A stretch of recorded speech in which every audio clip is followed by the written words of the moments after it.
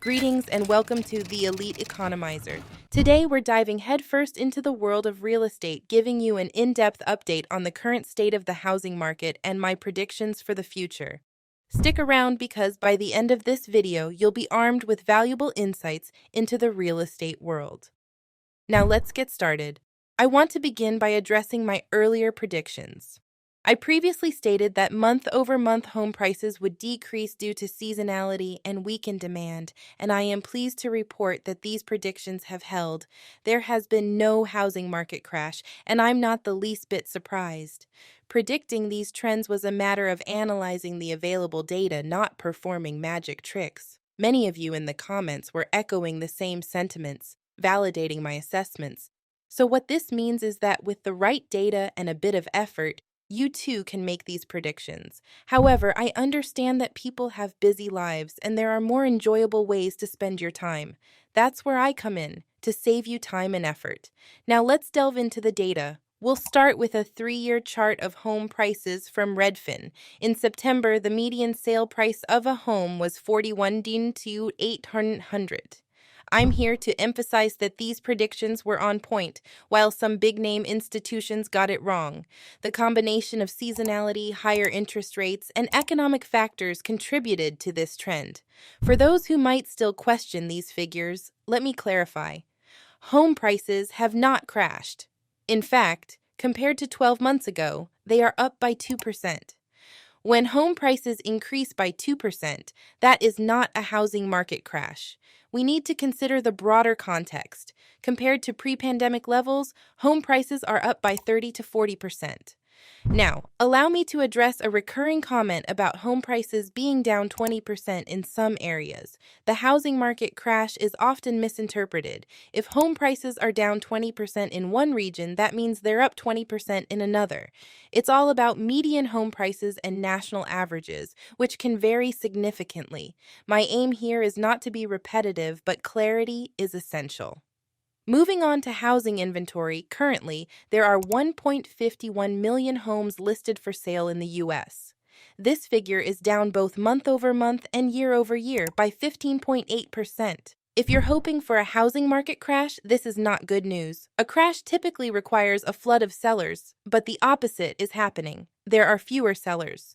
With the number of buyers declining due to rising mortgage rates and reduced affordability, the market is in a state of equilibrium, preventing either a crash or a rapid increase in home prices. Let's look at the percentage of homes selling above the list price, which currently stands at 33.3%. While this figure is decreasing, it remains higher than it was 12 months ago, reflecting the persistent demand in the housing market. This is still historically elevated, but we should aim for it to return to pre-pandemic levels, around 20%. Next up, let's discuss mortgage interest rates. The 30-year fixed mortgage rate is a crucial factor and is influenced by the 10-year Treasury yield. We're currently seeing a rise in interest rates, primarily due to the Federal Reserve's actions. While some may hold the Federal Reserve responsible for the situation, there's no denying that the central banker's efforts have led to higher home prices and mortgage rates. These conditions have resulted in record low home affordability. Now, usually I would provide expert predictions at this point, but I understand the frustration with these predictions being consistently wrong. Major institutions like Goldman Sachs and Morgan Stanley are predicting rising home prices, but I respectfully disagree. I've provided you with the forecast you need to make informed decisions for the upcoming winter season. I believe that home prices will trend down due to seasonality, weakening consumer demand, and higher interest rates. Starting with seasonality, it's important to note that June is typically the seasonal price peak of the year, with minor variations. This is a well-documented trend, and it's no mystery. Unfortunately, many large institutions tend to overlook the impact of seasonality. The weakening U.S. consumer is another crucial factor. Despite the government's report of a strong GDP growth figure, there are clear signs of households struggling. Unemployment is rising, millions of Americans are maxing out credit, and the savings rate has plummeted. These indicators paint a less optimistic picture than the GDP figures suggest. As for the effect of higher interest rates, the 30-year fixed mortgage rate is currently around 8%. which is significantly higher than the 10-year Treasury yield, a departure from the usual 2 to 3% differential. If the 10-year yield remains at 5%, we can expect the 30-year fixed rate to settle between 7% to 8%.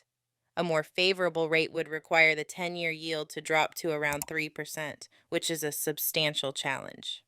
Finally, I want to stress that these economic factors will significantly affect the housing market, but it's equally important to consider the supply side of the equation.